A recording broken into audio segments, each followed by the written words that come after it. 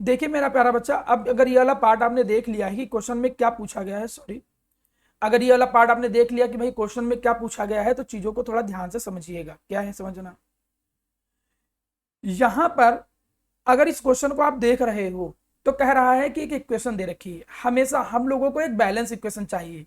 मैंने पिछली क्लास में भी ये बात बोली थी कि यहां पर इक्वेशन पहले से बैलेंस है, इससे अच्छी और क्या बात हो सकती है। अगर इक्वेशन पहले से बैलेंस है, जैसे ये इक्वेशन मैंने देखा और ये इक्वेशन जो है वो पहले से ही बैलेंस है। Very good. अब देखो, हमेशा के तौर पे जो पूछा जाए और जो दिया जाए फ्रेमिंग उसमें करना है, एक लाइन छोड़ के। देखो हमने क्या देखा, if I need in order to get 18 gram ice, ice मतलब बोले तो वाटर, वाटर हम कितना चाहते हैं, 18 ग्राम चाहते हैं, तो यहाँ 18 ग्राम लिख लिया, जो दिया है पहले वो लिखो और जो पूछा जाए वो लिखो। अब कितने एटम ऑक्सीजन के चाहिए, तो ऑक्सीजन की रिक्वायरमेंट है, तो यहाँ क्वेश्चन मार्क लगा दो और यहाँ लिख दो क्या पूछा गया है, एटम पूछा गया है, नंबर ऑफ एटम। तो एक बात समझो प्यारा बेटा, नंबर ऑफ एटम तो तुम तब निकाल पाओगे जब तुम्हें मोल पता चल जाए ना। ऑब्वियस चीज है, हम कहें इतने मोल O2 चाहिए, तो कितने O2 चाहिए ये भी पता चल जाएगा, एटम भी पता चल जाएगा, क्योंकि फ्रेमिंग में कोई डायरेक्ट एटम नहीं था, वहां पर मोल थे। अब अगर नंबर ऑफ पार्टिकल के बेसिस पे कितने O2 के पार्टिकल आएंगे, तो क्यों ना फ्रेमिंग तुम मोल में कर लो, ज्यादा सही है। वैसे पार्टिकल में भी कर सकते हो, कोई बहुत बड़ा टास्क नहीं है, क्योंकि फ्रेमिंग मैंने पार्टिकल में भी बताई थी। यहां पर कोफिशिएंट कितना है, 1 मोल। 1 मोल का मतलब 6.023 इंटू 10⁻23 O2, इतने O2 हो जाएंगे। ठीक है, अब जो पूछा गया है और जो मैं इसको थोड़ा ऊपर लिखता हूं जिससे समझ में आ जाए। पूछा गया है नंबर ऑफ एटम, तो इसीलिए आप क्या करोगे, जो दिया और पूछा गया है उसी के अकॉर्डिंग फ्रेमिंग करोगे। यहां मास है, तो वाटर के नीचे फ्रेमिंग कैसे करोगे, मास में ही करोगे। मास में फ्रेमिंग कैसे आएगा, 2 मोल है, कोफिशिएंट 2 है, तो एक वाटर का मास 1 मोल का कितना आता है, 2:1 + 16 दैट इज 18 ग्राम, और 2 मोल है तो कितना आ जाएगा, ये 36 ग्राम। चलिए जी, अब यहां पर देखो, यहां पर जो फ्रेमिंग करना है वो किसमें करना है, एटम में। तो एटम में फ्रेमिंग कितनी आ जाएगी, 6.023 इंटू 10⁻23। हो गया काम खत्म। आप फ्रेमिंग जितना अच्छे से और आराम से कर लोगे, आंसर उतना ही आराम से आएगा। आप अलग अलग बुकों में अलग अलग टीचरों से पढ़ोगे। सर हाँ बोलो। सर एक ऑक्सीजन गैस के आटम में दो ऑक्सीजन होते हैं, तो ये हम लोग ना कैसे कर ना सकते ना बेटा, एक ऑक्सीजन एटम में नहीं, एक ऑक्सीजन के मॉलिक्यूल में 2 एटम होते हैं, तो वो तो बाद में हम करेंगे। क्यों बाद में करेंगे, यहां थोड़ी लिख सकते 2 एटम। फ्रेमिंग तो नॉर्मली चलोगे, नॉर्मली 4 ही तरीके से फ्रेमिंग बताई थी, तो इसीलिए अगर आप एटम में कंफ्यूज हो रहे हो तो चाहे यहां मोल लिख लो, मैं इसीलिए मोल लिखना चाह रहा था। चलिए अभी समझ में आ जाएगा, मैं जब कैलकुलेशन करूंगा खुद ही समझ में आ जाएगा। तुम अगर एटम में फ्रेमिंग करना चाहते हो तो एटम में कर सकते हो, मोल में करना चाहो तो मोल में कर सकते हो। चलो पहले मैं एटम में ही फ्रेमिंग कर रहा हूं, जिससे आपको थोड़ा समझ में आए। पहले पूरा सॉल्यूशन देख लो, फिर आपको समझ में आ जाएगा। 6.023 इंटू 10⁻23। अब देखो, अब अगर if we want to prepare, अगर नीड है 36 ग्राम वाटर बनाने की, अगर 36 ग्राम वाटर बनाने की नीड है, देन फिर ऐसी कंडीशन में ऑक्सीजन के जो मॉलिक्यूल नीडेड है, ऑक्सीजन के कितने मॉलिक्यूल चाहिए, पूछा एटम है वो बाद में निकालेंगे, पहले मॉलिक्यूल तो निकाल लो। तो ऑक्सीजन के मॉलिक्यूल कितने चाहिए, एवोगाड्रो नंबर।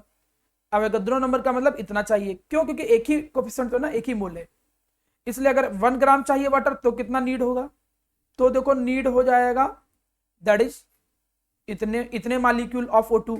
और अगर 18 ग्राम वाटर बनाना है तो देखो कितना नीड हो जाएगा, 6.023 into 10⁻23 into 18 divided by 36।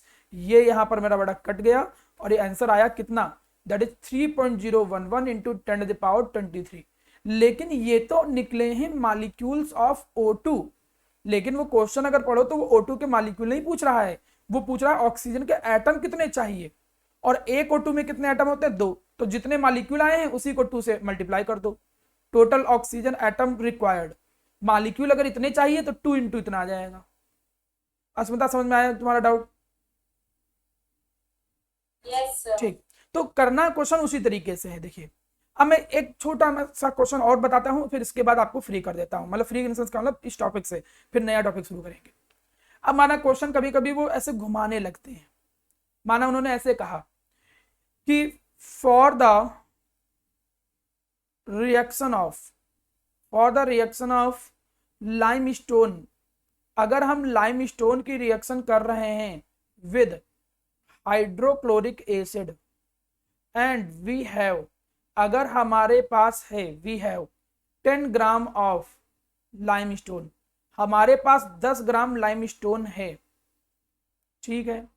Then अब पूछ रहा है क्या, then how many mole of, मैं क्वेश्चन ऐसे बना दे रहा हूं, then how many mole of calcium chloride form, कितने मोल कैल्शियम क्लोराइड फॉर्म होगा।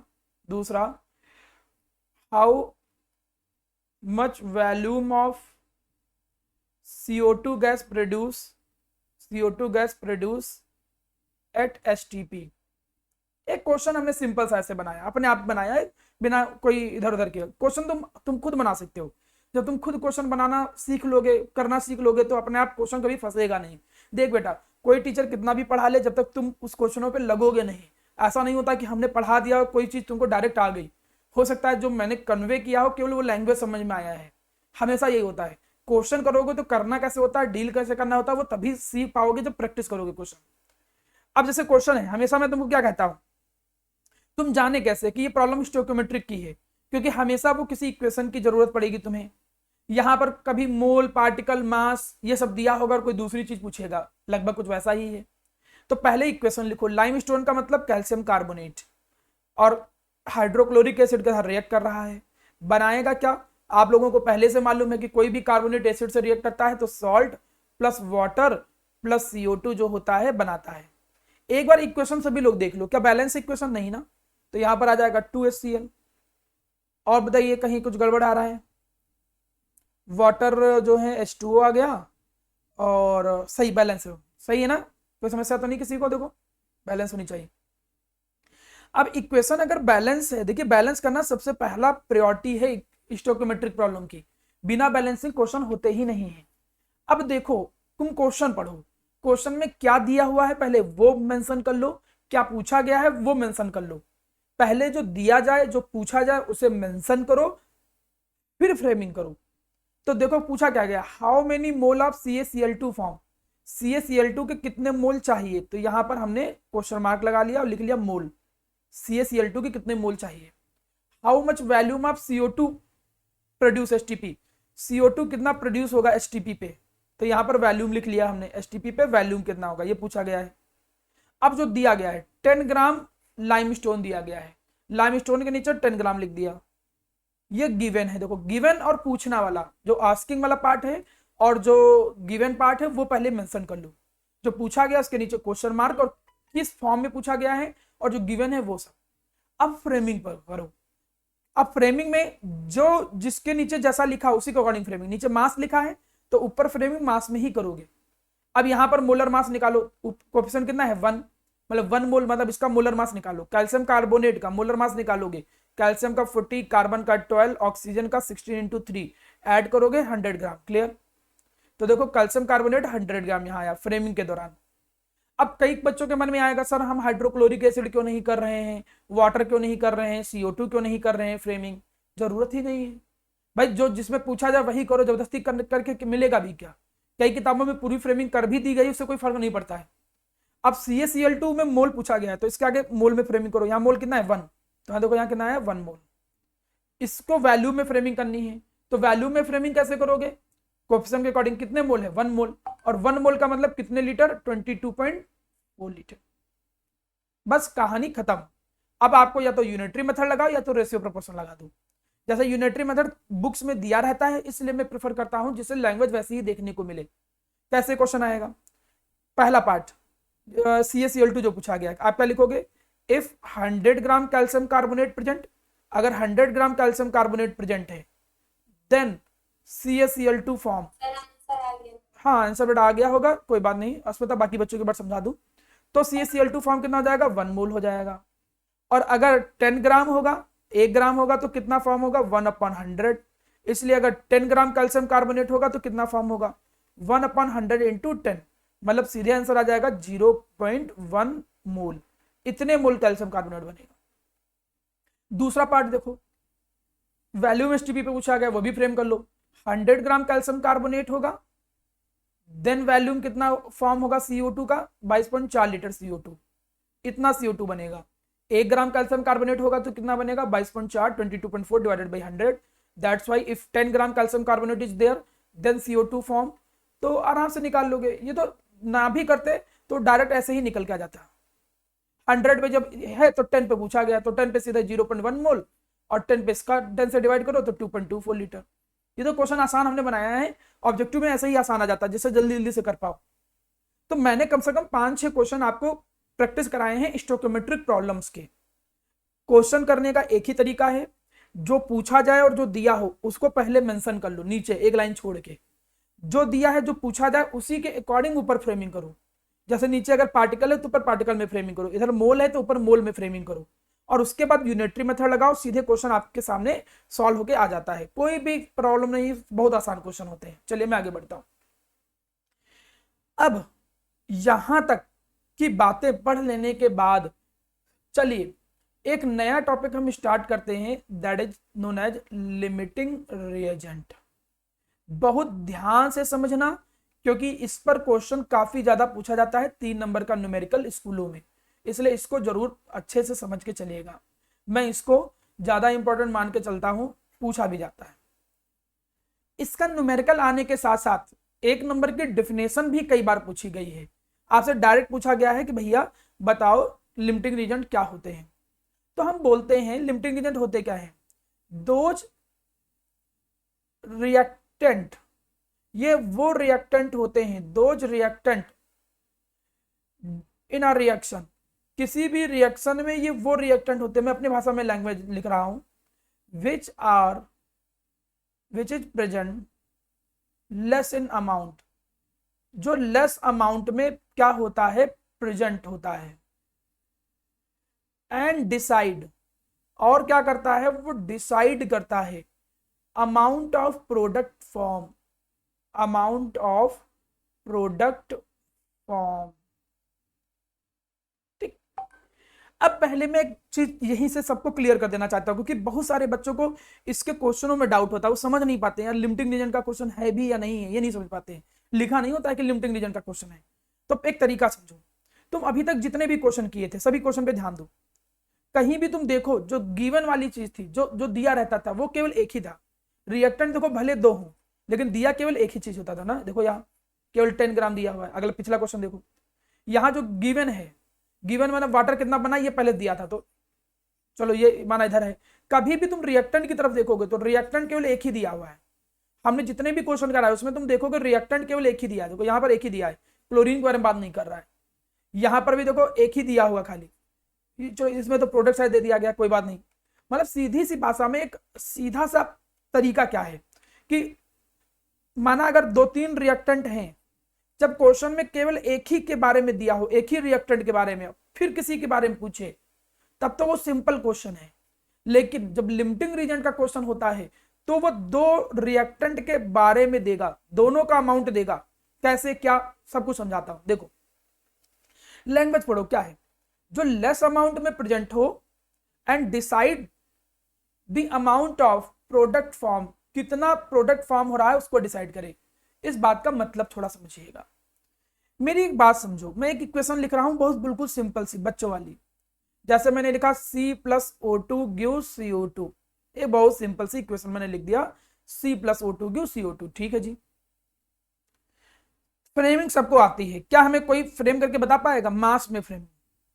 कोई मास में फ्रेमिंग करके बता पाएगा? इधर क्या आएगा, कोई भी एक लोग, आफिया, सात्विक, श्रेयसी, श्रेयसी तुम तो थी नहीं, कौस्तुभ, शुभ्रा बेटा, चल रहा है हाँ बताओ सुता।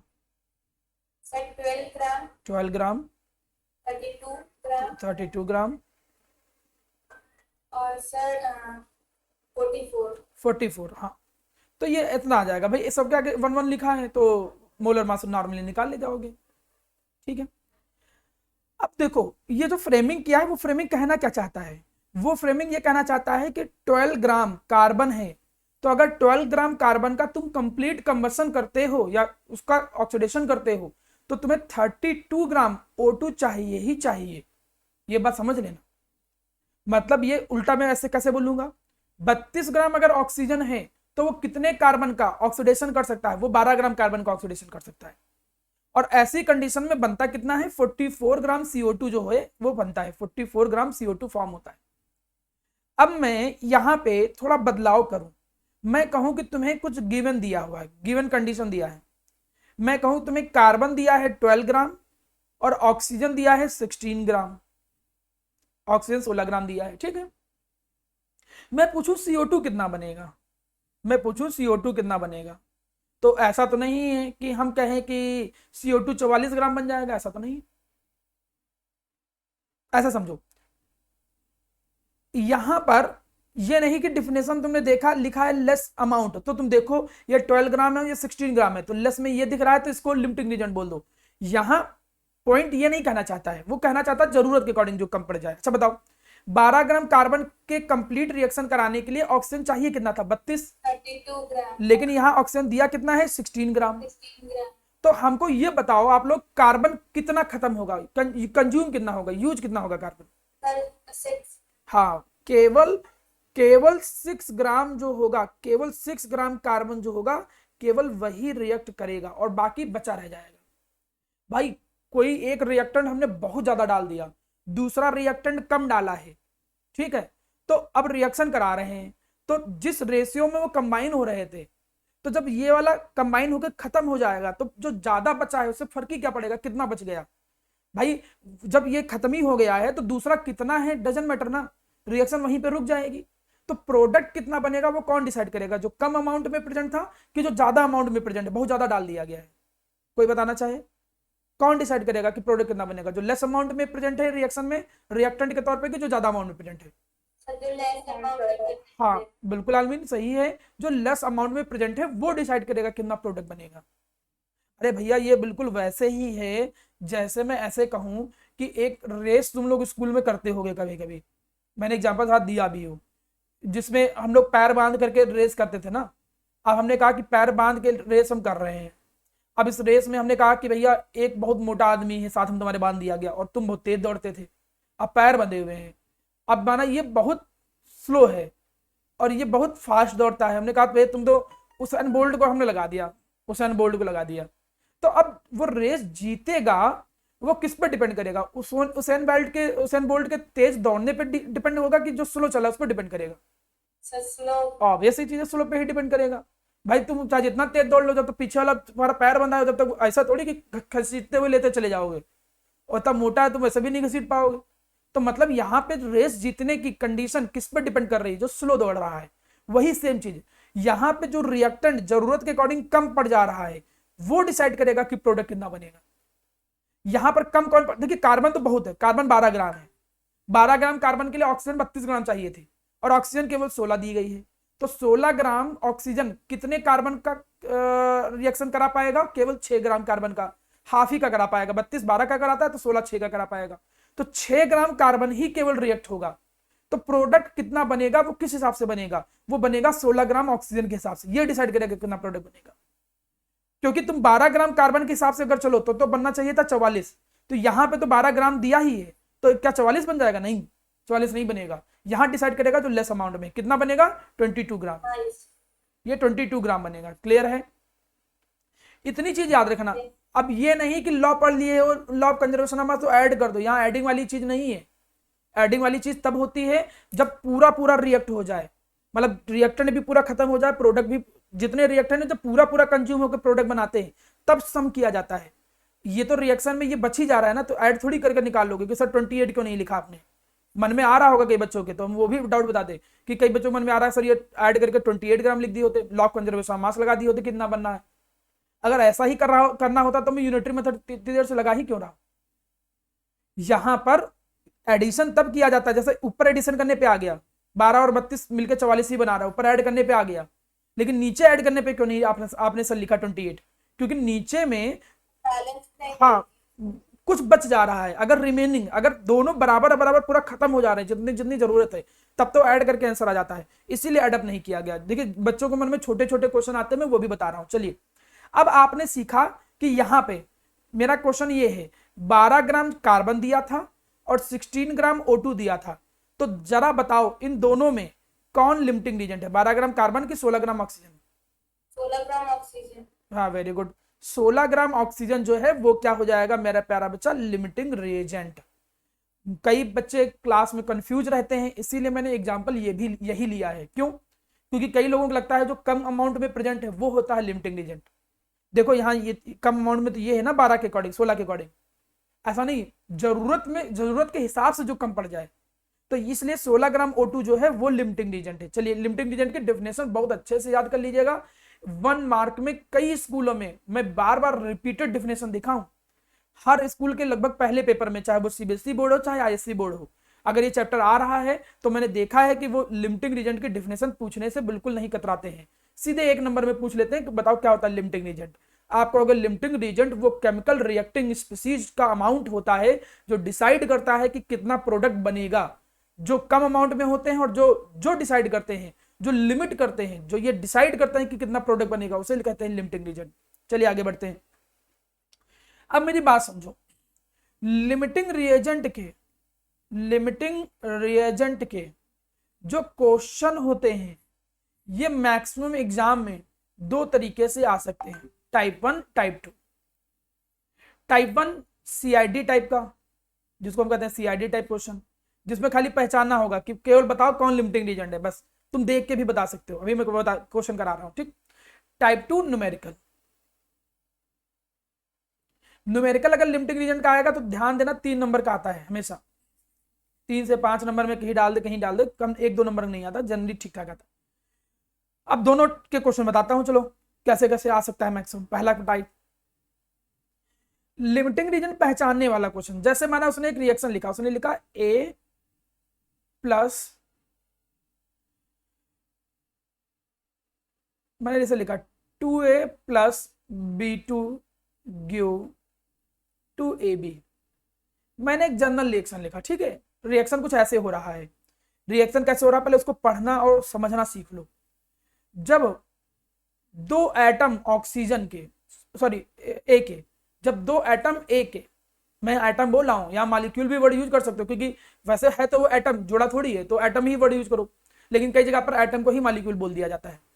तो 2 एटम ए के बी के 1 मॉलिक्यूल, अच्छा यहां पर ध्यान देना, यहां बी का 1 मॉलिक्यूल है, या तो बी का 1 मॉलिक्यूल बोलो या फिर तुम बोलो बी के 2 एटम बोलो। ये लैंग्वेज बहुत अच्छे से ध्यान देना, मतलब तुम या तो ये बोलो कि बी का 1 मॉलिक्यूल है, B2 पूरा एक मॉलिक्यूल है, तो बी का 1 मॉलिक्यूल बोलोगे, या तो फिर तुम क्या बोलोगे बी के 2 एटम है, जैसे O2 लिखा है तो O2 क्या बोलोगे ऑक्सीजन का 1 मॉलिक्यूल, या फिर तुम क्या बोलोगे ऑक्सीजन के 2 एटम, ऑक्सीजन का 1 मॉलिक्यूल बोलोगे और इसी में बोलोगे ऑक्सीजन का 2 एटम। तो लैंग्वेज में थोड़ा कंफ्यूजन ना हो इसलिए बता रहा हूं, ठीक। अब ध्यान दो, अब मैं कुछ कंडीशन देता हूं, जैसे मैंने कहा 5 मोल ए के दे रखे हैं, 5 मोल of A, 6 mole of B2, एक कंडीशन हमने दिया। फिर हमने ये पहली कंडीशन दिया, दूसरी कंडीशन दे रहा हूं, मैंने कहा 10 mole of A and 20 mole of B2। Third question हमने दे दिया, थर्ड हमने दे दिया माना 100 atom of A, 100 atom of A, 100 molecule of B, 100 molecules of B.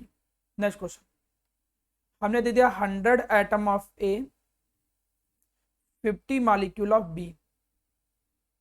अलग अलग कंडीशन दे रहा हूं। अगली कंडीशन हमने दे दिया 10 atom of A, 10 atom of A, 10 atom of B. हमने लिख दिया 50 एटम ऑफ ए, यहां पर हमने लिख दिया 25 एटम ऑफ बी। चलो क्वेश्चन के लिए, अब क्वेश्चन करने हम चल रहे हैं, देखना लिमिटिंग रीजन कौन है, जो बता सकता है बताइएगा। पहली कंडीशन कोई बता सकता है कि लिमिटिंग रीजन कौन है, ये गिवन कंडीशन है। दो देखिए लिमिटिंग तो तब पता करोगे ना जब दो रिएक्टर अगर हैं और दोनों की वैल्यू दे रखी हो, तो कौन कम पड़ जाएगा वो कंपेयर करके ही बता सकते हो ना, इसलिए दो वैल्यू लिखी है रिएक्टेंट की। तो पहले मतलब ये रिएक्टिंग लिमिटिंग रीजन है, किधर वाले लिमिटिंग रीजन है, कोई रिलेट कर सकता है, कुछ आइडिया किसी को?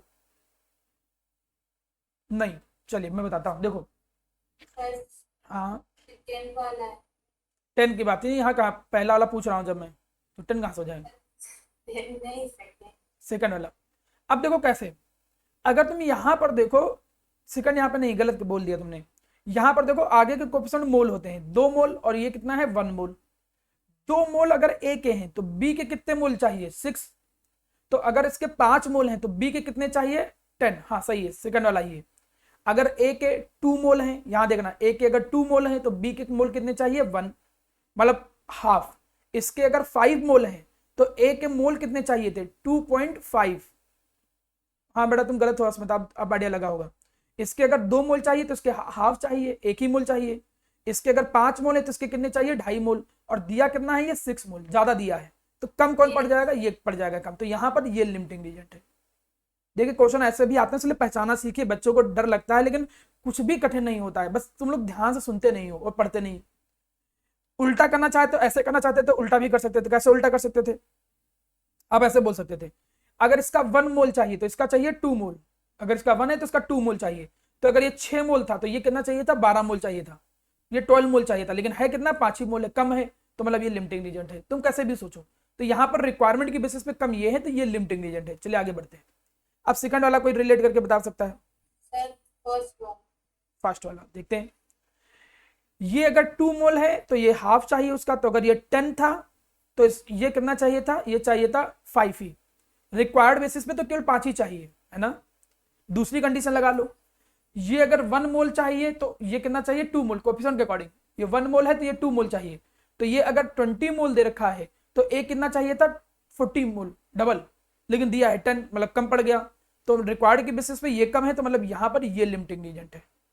ठीक है, अब मैं जैसे पूछूंगा और कोई बोलेगा नहीं, ठीक है, क्योंकि बाकी बच्चे शांत रहते हैं, ये तो गलत बात है। ऐसे सीखोगे थोड़ी। नहीं आ रहा है तो बताओ कि नहीं आ रहा, तो मैं सिखाऊंगा। मुझे थर्ड वाले का आंसर देंगे। थर्ड वाले का आंसर कोई नए बच्चों में से दो। आलविन थर्ड वाले का आंसर दो। मैं थोड़ा हिंट दे देता हूं। हिंट देखो, अगर ए के एटम 2 हैं, ए के 2 एटम चाहिए। देखो एटम और मॉलिक्यूल में कंपेयर किया गया है, तो ए के अगर एटम 2 हैं तो बी का मॉलिक्यूल कितना चाहिए? 1 ही। बी का मॉलिक्यूल 1 ही रिक्वायरमेंट है केवल, उस बेसिस पे कंपेयर करो। आलविन भाई सारी बेटा, यस सर। हाँ कंपेयर करने की कोशिश करो। नहीं आ रहा है तो मैं फिर बताऊंगा, कोई प्रॉब्लम नहीं है। कई बच्चों को प्रॉब्लम आता है। Sir 100 item of A is limited. 100 atom of A is limiting reason according to you. चलिए देखता हूं। अगर इसके 2 एटम चाहिए तो इसका मॉलिक्यूल कितना चाहिए? 1। तो 100 पे अगर इसके 100 एटम होते तो बी के मॉलिक्यूल कितने चाहिए होते? 50 मॉलिक्यूल चाहिए होते। लेकिन बी के मॉलिक्यूल कितने दिए? 100। तो इसका मतलब कम कौन पड़ा? ये, मतलब लिमिटिंग रीजन कौन है? ये बिल्कुल सही है। ठीक है। अच्छा ऐसा बताया तुमने कैसे? चाहे दूसरा तरीका लगा लेते। कैसे? कि अगर 1 मॉलिक्यूल इसका चाहिए, इसका 1 मॉलिक्यूल, तो इसके एटम डबल चाहिए। देखिए मॉलिक्यूल एटम में अंतर आना चाहिए, 9th पास हो सब लोग। तो अगर 1 मॉलिक्यूल इसका है तो इसके एटम कितने चाहिए? 2। तो इसके अगर 50 मॉलिक्यूल हैं तो इसके एटम कितने चाहिए? 100। तो अगर इसके 100 मॉलिक्यूल हैं तो एटम कितने चाहिए? तो 200, लेकिन कम है, तो लिमिटिंग रीजन ये है। चलिए अब आ गए थर्ड पे, फोर्थ वाले पे। फोर्थ वाला सात्विक बताओ कंपेयर करके। सेम ही लग रहा है सर दोनों के, क्योंकि उसमें अगर 2 एटम्स चाहिए तो उसके लिए 1 मॉलिक्यूल चाहिए, अब 100 चाहिए तो 50 मॉलिक्यूल चाहिए। चलो देखते हैं।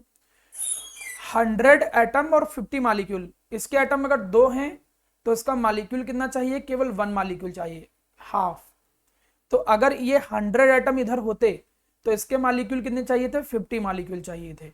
मतलब जितनी जरूरत है उतना उतना दोनों दिया है, मतलब इसमें no limiting reason. In this no limiting reason. Question ऐसा भी आता है, ठीक है। तो नो लिमिटिंग रीजन। देखिए पहले टाइप का क्वेश्चन बहुत कम, कई स्कूलों में बहुत कम पूछा गया है, लेकिन आ सकता है दोनों टाइप का क्वेश्चन, इसलिए मुझे बताना ये भी जरूरी था। ये कंपैरिजन तुमको कॉन्सेप्ट भी क्रिएट कराता है लिमिटिंग रीजन का। नेक्स्ट देखो, अब एटम एटम का कंपैरिजन किया गया। अब एटम मॉलिक्यूल का नहीं कंपेयर किया गया है। कंपेयर किसका किया गया? एटम एटम का। तो जिसमें कंपेयर किया जाए पहले उसके अकॉर्डिंग लिख लो। मैं हिंट के लिए उसके अकॉर्डिंग लिख दे रहा हूं। अब इसके अगर 2 एटम हैं तो बी के एटम भी कितने चाहिए? 2। एटम एटम में देखो तो बराबर बराबर चाहिए, ठीक है। अब जल्दी से मुझे पहले ये बताएंगे फिफ्थ वाला। फिफ्थ वाला स्पर्श बताओ, दोनों में कौन लिमिटिंग एजेंट है? हाँ, दोनों में कोई भी लिमिटिंग रीजन नहीं, क्योंकि अगर दो एटम ए के चाहिए तो बी के भी दो एटम चाहिए, तो मतलब नो लिमिटिंग रीजन, इसमें भी कोई नो लिमिटिंग रीजन। चलो क्वेश्चन नंबर 6, एटम एटम में शुभ्रा, अब तुम बताओ। वाला लिमिटिंग है। बी वाला लिमिटिंग है, क्योंकि दो एटम पे दो ही एटम चाहिए बी के, 50 पे बी के भी 50 ही चाहिए था, मतलब ये वाला लिमिटिंग रीजन है। अब अगर मैं ये नहीं कर रहा हूं तुम्हें पूरा समझ में आ गया, मैं बस ये कह रहा हूं कि तुम्हें भाई 100% में 40% या 50% भी समझ में आया, तो अगर अब तुम एक बार भी क्वेश्चन इसका देख के पलट लोगे तो तुरंत का तुरंत ये परमानेंट आपके दिमाग में बैठ जाएगा। और अगर तुम ये सोचोगे नहीं यार कौन बैठ के पढ़े, मैं ये नहीं कर रहा यार तुम घंटा भर पढ़ो, 2 घंटा 10 घंटा पढ़ो, मैं प्रैक्टिकल बात कर रहा हूं। पढ़ना उतना आसान नहीं होता है जितना लोगों को लगता है। कुछ लोगों का इंटरेस्ट होता है पढ़ने में, देखो रियलिटी यही है, कुछ लोगों को पढ़ने में बड़ा मन लगता है, तो मैं ये जबरदस्ती नहीं कहूंगा कि नहीं यार तुम 3-3 घंटा पढ़ो और मैं बिना मतलब का बोरिंग लेक्चर दूं और उस बात का कोई मतलब ना रह जाए। लेकिन इतनी चीज मैं तुमसे कहूंगा कि यार तुम 1 घंटा मेरा लेक्चर जबरदस्ती सुन रहे हो, और इतना सुनने के बाद अगर 40 मिनट या 25 मिनट भी तुम उसको रिवीजन कर लोगे और 2-4 क्वेश्चन लगा लोगे, तो ये 1 घंटा भी तुम्हारे लिए यूजफुल हो जाएगा। मैं ये नहीं कर रहा हूं तुम बहुत ज्यादा ज्ञानी बनो, जिसको बनना है वो बनेगा, जिसको प्रैक्टिस करना है वो करेगा। तो मेरा काम टास्क ये है कि 90% तक पहुंचाना सब लोगों को, और वो 90 तक लाने पहुंचने के लिए आपको 4-4 घंटा 5-5 घंटा पढ़ने की जरूरत नहीं होती है। वो जितना पढ़ो उतना रिवीजन कर लो, थोड़ा बहुत प्रैक्टिस कर लो, 90 तक पहुंच जाओगे। और जिनको 95 या 99 या 100% नंबर लाने होते हैं उनको मुझे कहने की जरूरत नहीं है, क्योंकि जिसको लाना है तो उसको करना ही करना है, फिर वो 2-2 घंटा 3-3 घंटा बैठ के प्रैक्टिस करनी पड़ेगी कि भाई 40 क्वेश्चन है तो 40 में एक भी गलत ना हो। और एक भी गलत ना होने का केवल एक ही तरीका है कि जब तुम उसी एक टॉपिक के लिमिटिंग रीजन के ही कम से कम 100 क्वेश्चन लगाओ।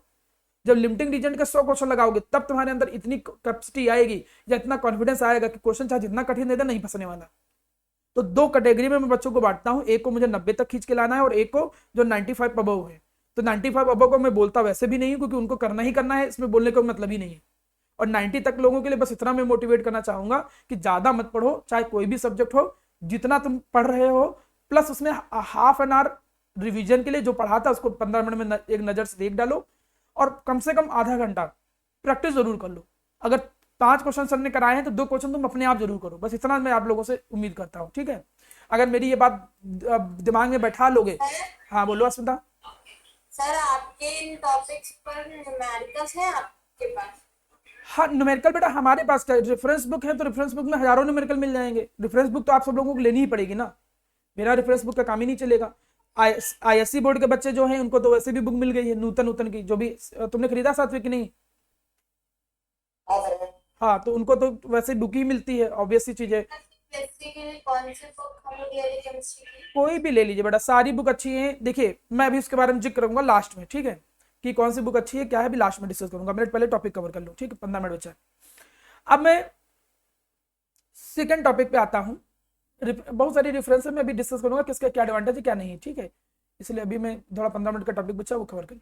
दूसरा देखो, दूसरे टाइप का जो न्यूमेरिकल आता है, दूसरे टाइप में लिमिटिंग रीजन का न्यूमेरिकल आता है। अब न्यूमेरिकल कैसे, जैसे मैंने एक क्वेश्चन हमने लिखा, एक मैं करूंगा क्वेश्चन, एक तुम्हें करना होगा।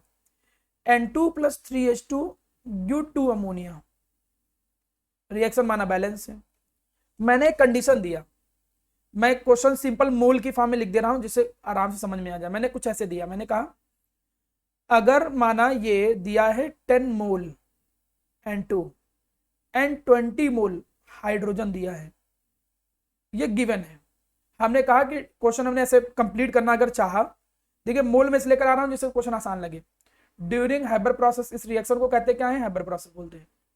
During Haber process if 10 mole N2 and 20 mole hydrogen is present, 20 mole hydrogen is present at starting, starting में इतना प्रेजेंट है। अब वो क्वेश्चन कैसे पूछता है, कहेगा सर ड्यूरिंग के बाद क्या लिखा है? ड्यूरिंग हैबर प्रोसेस, इस रिएक्शन को बोलते हैं हैबर प्रोसेस, ठीक है। During Haber process if 10 mole of N2 and 20 mole of hydrogen is present, जो लिख दिया है मैंने व्हाइट कलर से। अब क्वेश्चन क्या पूछ रहा है, find amount of ammonia form, find amount of ammonia form, कितना अमोनिया बनेगा। अब सिंपल क्वेश्चन नहीं कि किसी भी तरीके से कर लोगे। दूसरा पार्ट, बताओ कौन लिमिटिंग रीजेंट है, बताओ इसमें लिमिटिंग रीजेंट कौन है। 3 पार्ट पूछा जाता है हमेशा क्वेश्चन। और थर्ड पार्ट क्या पूछता है, कि कोई क्या बच गया है, कोई लेफ्ट बच गया है, कोई मतलब रह गया है, कोई रिएक्टेंट अनरिएक्टेड रह गया है, क्या कोई बच गया है, कोई अनरिएक्टेड रह गया है, फाइंड दैट अमाउंट, उसका अमाउंट भी पता करिए। ये 3 क्वेश्चन जनरली बनते हैं अगर न्यूमेरिकल अप्रोच में हम जाते हैं। देखो क्वेश्चन, इस क्वेश्चन में सबसे पहले केवल मोल मोल दिया है, तो मोल में ही फ्रेमिंग कर लो। यहाँ 1 मोल है, यहाँ 3 मोल है। क्वेश्चन करने का तरीका क्या होता है, अगर तुमने लिमिटिंग रीजन देख के पहचान लिया, क्वेश्चन बहुत आसान है, और देख के ही पहचान लिया, तब तो कोई टेंशन ही नहीं। जैसे ये क्वेश्चन बहुत आसान है, तुम देख के पहचान लोगे लिमिटिंग रीजन कौन है। जैसे यहाँ पर देखो 1 पे चाहिए 3, तो 10 पे चाहिए था 30, 1 पे 3 चाहिए था तो 10 पे 30 चाहिए था, तो कौन लिमिटिंग रीजन है बताओ। Sir hydrogen. हाँ हाइड्रोजन, 20 मोल हाइड्रोजन जो है ये लिमिटिंग एजेंट है। ये क्वेश्चन आसान है इसलिए कोई प्रॉब्लम नहीं इसमें, ठीक। अब तुम्हें अपने आंसर को इसी के अकॉर्डिंग कर देना है। कैसे इसके अकॉर्डिंग करोगे, पहला पार्ट तुमने क्या कहा कि भैया 20 मोल H2 जो है वो क्या है, लिमिटिंग एजेंट है, ठीक है। अमोनिया कितना बनेगा वो कौन डिसाइड करेगा, अमोनिया कितना बनेगा वो डिसाइड करेगा कौन, यही लिमिटिंग एजेंट। 3 मोल पे बनता है 1 मोल, 3 मोल पे अमोनिया कितना बनता है, देखो 2 मोल। अगर 3 मोल हाइड्रोजन है तो अमोनिया कितना बनता है 2 मोल, तो 20 मोल कितना बनेगा, 3 पे बनता है 2 मोल, तो 20 पे कितना बनेगा, से x मान लो, रेसिप्रोपोर्शन लगा दो, सॉल्व कर लिया। जैसे सॉल्व कर लिया तो देखो कितना आया 40 डिवाइडेड बाई 3, इतने मोल अमोनिया बनेगा। चाहे तो यूनिटरी मेथड लगा लेते, 3 मोल पे 2 मोल बनेगा तो 1 पे कितना बनेगा एंड 20 पे कितना बनेगा, तभी आंसर इतना ही आता है, ठीक। अब देखो ये सेकंड पार्ट कर लिया, इसमें थर्ड पार्ट कौन बच गया है, ये भी कोई कठिन चीज नहीं था। कौन बच गया है वो तो ऑब्वियस सी चीज है, जो एक्सेस में होगा, जो ज्यादा होगा वो बचेगा, जो एक्सेस में होगा वही बचेगा। तो बचेगा 10 मोल जो नाइट्रोजन है वो बचेगा। कितना बचेगा, कितना बचेगा तो तुम तब निकाल सकते हो जब तुम्हें ये पता हो कितना उसने रिएक्ट किया है, कितना कंज्यूम है। तुमको कोई पहले दे दे बहुत सारा, अब बहुत सारा दे दे, पूछे कितना बचा है, तो पहले ये पता करोगे ना कितना खत्म हुआ है, तो टोटल में से जितना यूज हुआ है घटाओगे आ जाएगा बचा वाला। तो हमें निकालना होगा कि N2 यूज कितना हुआ है। ये कैसे निकालोगे, रिएक्शन की बेसिस पे। रिएक्शन की बेसिस पे कैसे निकालोगे, 3 मोल पे कितना यूज होता है 1 मोल, 3 मोल हाइड्रोजन जब हम लेते हैं देन N2 यूज, तो N2 कितना यूज होता है 1 मोल, इसीलिए 1 पे कितना यूज हो जाएगा 1/3। इसीलिए अगर हम 20 मोल हाइड्रोजन लें, क्योंकि ये लिमिटिंग रीजेंट है और लिमिटिंग रीजेंट तो पूरा कंज्यूम हो जाएगा। जब पूरा कंज्यूम हो जाएगा तो अपने साथ कितना लेके जाएगा, अपने साथ दूसरे वाले को कितना यूज करवाएगा वो निकालना है। तो अपने साथ ये कितना यूज करवाएगा N2, तो 1/3 इंटू 20, 20/3 मोल, इतना मोल हाइड्रोजन सॉरी नाइट्रोजन पूरा यूज हो जाएगा। तो लेफ्ट N2 निकालो, N2 कितना बच गया है वो कैसे निकालोगे, टोटल अमाउंट ऑफ N2, जो टोटल अमाउंट था N2 का minus used amount of N2, कितना N2 यूज हुआ है। टोटल अमाउंट अगर हम निकालें तो वो कितना था 10 मोल, उसमें से घटा देंगे कितना 20/3, तो सॉल्व किया देखो 10/3 मोल N2 जो है वो अनयूज है, बच गया है। क्वेश्चन ऐसा ही आता है। अब इस क्वेश्चन को अगर तुम देखो तो ये क्वेश्चन तुम बहुत आराम से कर ले गए, क्योंकि लिमिटिंग रीजन बड़ी आराम से पकड़ में आ गए। लिमिटिंग रीजन ही सब कुछ डिसाइड करता है यहाँ पे। और जानोगे कैसे न्यूमेरिकल लिमिटिंग रीजन का है, 2 रिएक्टेंट अगर हैं तो दोनों का अमाउंट दिया होगा और तब प्रोडक्ट पूछेगा या कोई आगे की बात करेगा। जब दोनों रिएक्टेंट का अमाउंट दे दे तब तुम्हें देखना पड़ेगा कि क्या कोई कम या ज्यादा तो नहीं हो जा रहा है, कि कोई किसी का अमाउंट कम ही पड़ गया है तो कोई बहुत ज्यादा दे रखा है, तब कंपेयर करने की जरूरत पड़ती ना। तो पहचानने का तरीका क्या है, लिमिटिंग रीजन का क्वेश्चन है कि रिएक्टेंट के दोनों का अमाउंट दिया होगा। चलिए मैं इसी क्वेश्चन को बदलता हूं, अगला देखो, मैं इसी क्वेश्चन में बदलाव लाता हूं। माना मैं इसी क्वेश्चन को कुछ ऐसे लिख दूं, N2 + 3H2 गिव 2 अमोनिया। मैंने क्वेश्चन यहां पर ऐसे लिखा कि लेट सपोज, मैंने कहा कि यहां लिख दिया मैंने 14 ग्राम नाइट्रोजन गिवन में दे दिया मैंने, और मैंने यहां पर लिख दिया 12 ग्राम हाइड्रोजन, ये हमने माना गिवन दे दिया, ठीक है। अब मैं वही 3 पार्ट जो थे वो तीनों पार्ट पूछ रहा हूं। क्या कोई बता पाएगा इस केस में कि भैया कौन लिमिटिंग रीजेंट है, 12 ग्राम हाइड्रोजन और 14 ग्राम नाइट्रोजन में कौन लिमिटिंग रीजेंट है। मास में फ्रेमिंग कर लो, 28 ग्राम। फ्रेमिंग दिमाग में तुरंत तेज किया करो, बच्चे नहीं रह गए हम। बताओ। Sir nitrogen. नाइट्रोजन क्यों? क्योंकि 6 ग्राम हाइड्रोजन पे चाहिए 28, तो 12 ग्राम पे कितना चाहिए था? इसका डबल, और इसलिए अब तो बहुत कम है, तो हम नाइट्रोजन लिमिटिंग रीजेंट है, तो ये लिमिटिंग रीजेंट हो गया। अब इसके अकॉर्डिंग क्वेश्चन आराम से कर लोगे। कैसे? अगर यहाँ मास निकालो तो ये निकलता है 34 ग्राम, करके देखिएगा तो आप देखोगे लिमिटिंग रीजन ये, तो 28 पे कितना बनता है? 34 ग्राम। तो 14 पे कितना बनेगा? दैट इज 17 ग्राम बनेगा। 17 ग्राम अमोनिया जो होगा वो फॉर्म होगा। चलिए, ये सेकेंड पार्ट हो गया, ये फर्स्ट पार्ट हो गया। थर्ड पार्ट कौन बच रहा था? अब आपको मालूम है बचेगा कौन? यही बचेगा, हाइड्रोजन। तो निकालना पड़ेगा यूज कितना होगा। देखो 28 पे कितना यूज हो रहा है? 6 ग्राम। 28 पे कितना यूज हो रहा है? 6 ग्राम। तो 14 पे कितना यूज होगा? कोई बताएगा 14 पे कितना यूज होगा? फिर अगर 28 ग्राम नाइट्रोजन है तो हाँ 3 ग्राम, 3 ग्राम हाइड्रोजन यूज होगा। और 3 ग्राम अगर यूज होगा तो बचेगा कितना? लेफ्ट कितना हो जाएगा? दैट इज 12 माइनस 3, आपका 9 ग्राम हाइड्रोजन बच जाएगा। मैं अभी बिल्कुल आसान आसान क्वेश्चन करा रहा हूँ, मतलब क्वेश्चन ऐसे कराने की कोशिश कर रहा हूँ कि तुम देख के पहचान जाओ कौन लिमिटिंग रीजेंट है, और अगर देख के पहचान गए लिमिटिंग रीजेंट कौन है, तब तो क्वेश्चन करने में ज्यादा प्रॉब्लम नहीं होती, तुरंत कर लोगे। और नहीं पहचान पा रहे हो देख के, तो थोड़ा सा क्या करना पड़ता है, एक स्टेप एक्स्ट्रा करना पड़ता है। चलिए वो भी करा देता हूँ। थर्ड क्वेश्चन इसी का थर्ड पार्ट करा दे रहा हूं, फिर जाओ आप। माना यही क्वेश्चन होता है N2 + 3H2 गिव 2 अमोनिया। माना हम लेट सपोज वैल्यूम में बात करें, या पार्टिकल में बात कर लो, या मोल में बात कर लो, मास, चलो मास में बात करते हैं। हमने मास में बात किया, हमने कहा कि भाई नाइट्रोजन है माना कितना? 70 ग्राम। हाइड्रोजन कितना है माना? मैं थोड़ा ऐसा लेता हूं जिससे कैलकुलेशन आसान है। मैंने कहा कि माना नाइट्रोजन किसी ने दे दिया कितना? 140 ग्राम, और हाइड्रोजन माना किसी ने दे दिया 10 ग्राम या 20 ग्राम दे दिया। अब ऐसे दे दिया, ऐसा नहीं कि कंपेयर इसमें नहीं कर सकते हो, कंपेयर यहां भी कर सकते हो, कोई बहुत बड़ी बात नहीं, कंपेरिजन करके पहचान सकते हो लिमिटिंग रीजन कौन है। लेकिन अब अगर माना थोड़ी बड़ी वैल्यू है कि तुरंत देख के ना पहचान पाओ, जैसे ये 28 ग्राम चाहिए, ये 6 ग्राम चाहिए, तो अंदाजा तो लगा ही सकते हो यार, 6 पे चाहिए 28, लगभग 4 गुने से ज्यादा, 4 टाइम से ज्यादा, तो 20 का 4 टाइम कितना हुआ? 80 से ज्यादा। अब देखो, अब थोड़ा मतलब लगाना पड़ेगा, पूरा सॉल्व करके तब देखना पड़ेगा कितना कितना जरूरत पड़ेगा। जब ऐसी कोई क्वेश्चन आए जिसमें लिमिटिंग रीजन तुमने देख के ना पहचान पाओ, तो तरीका जानते क्या है? 20 ग्राम से कितना अमोनिया बनेगा ये अलग से निकालो, 140 ग्राम से कितना बनेगा प्रोडक्ट ये अलग से फाइंड करो, दोनों से फाइंड करो कितना कितना प्रोडक्ट बनेगा। ठीक, एक बात याद रख लेना नोट में कि जिस भी रिएक्टेंट से प्रोडक्ट का अमाउंट, जिस भी रिएक्टेंट से प्रोडक्ट का जो अमाउंट है वो लेस बन के आए, जो लेस फॉर्म हो, वही मेरा प्यारा बच्चा क्या होता है? Limiting reagent. वही लिमिटिंग रिएजेंट होता है, और जितना कम निकल के आएगा वही फाइनल प्रोडक्ट भी होगा, वही फाइनल प्रोडक्ट भी होगा। इसको बैक में जाके समझाता हूं। देखो ऐसे, जैसे तुम अभी ये क्वेश्चन किए, 12 ग्राम हाइड्रोजन दे रखा था, 14 ग्राम नाइट्रोजन दे रखा था।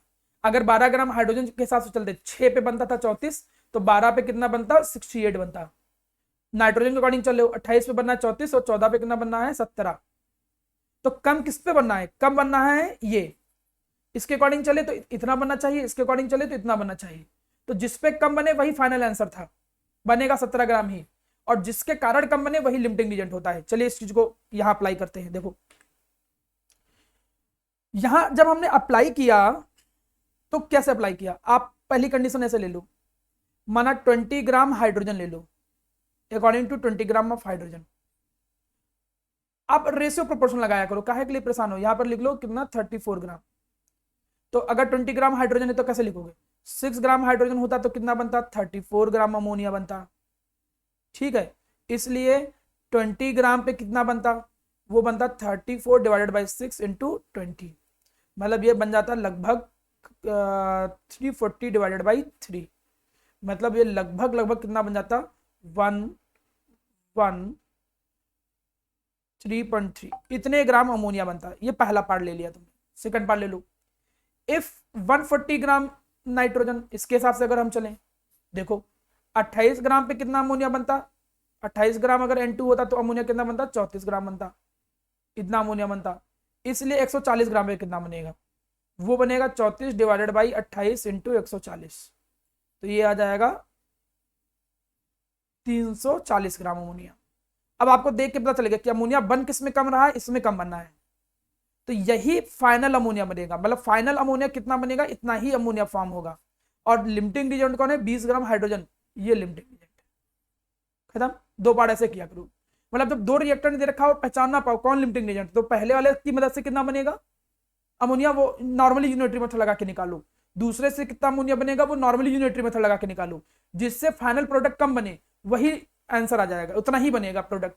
और जिससे कम बनना है वही लिमिटिंग एजेंट है। ये दूसरा तरीका है। अगर लिमिटिंग एजेंट पहले ही नहीं कंपेयर कर पा रहे हो, ये तो पहले ही कंपेयर कर लो। दो ही तरीके हैं, पहले भी कंपेयर करना सिखाया है। और कितना अनयूज्ड होगा अब ये निकाल लो। अब ये अगर लिमिटिंग एजेंट है तो एक्सेस में कौन है, एक्सेस में यहाँ पर है 140 ग्राम नाइट्रोजन, ये एक्सेस में है। अब ये एक्सेस में है तो ये निकालोगे कैसे, ये यूज कितना हो रहा है तो निकालो। 6 ग्राम पे यूज कितना होता है 28, तो 20 पे कितना यूज होगा, 20 पे जितना यूज हो टोटल से गड़ा दोगे, निकल के आ जाएगा कितना बचेगा। अनयूज निकालना तो सिखाया हूं ना, तो कैसे निकालोगे। 6 ग्राम हाइड्रोजन अगर होता देन यूज नाइट्रोजन, तब नाइट्रोजन कितना यूज होता 28 ग्राम, और एक पे 28 डिवाइडेड बाई 6, इसलिए 20 ग्राम पे कितना यूज होगा 28 इंटू 20 डिवाइडेड बाई 6, ये 3 आ गया, ये 10 आ गया, 280 डिवाइडेड बाई 3, मतलब 93.3 ग्राम। इतना नाइट्रोजन यूज हो रहा है। तो जो लेफ्ट नाइट्रोजन होगा वो कैसा निकलेगा, वो निकलेगा 140 माइनस 93.3 ग्राम। अब देखो लिमिटिंग एजेंट का बड़ा क्वेश्चन कर लो। मैंने जितनी भी पॉसिबल कंडीशन आपको हो सकती थी वो सारी पॉसिबल कंडीशन आपको बताने की पूरी प्रॉपर कोशिश की है। आप जितना क्वेश्चन लगाओगे उतना अच्छे से आपको सारी चीजें समझ में आएंगी।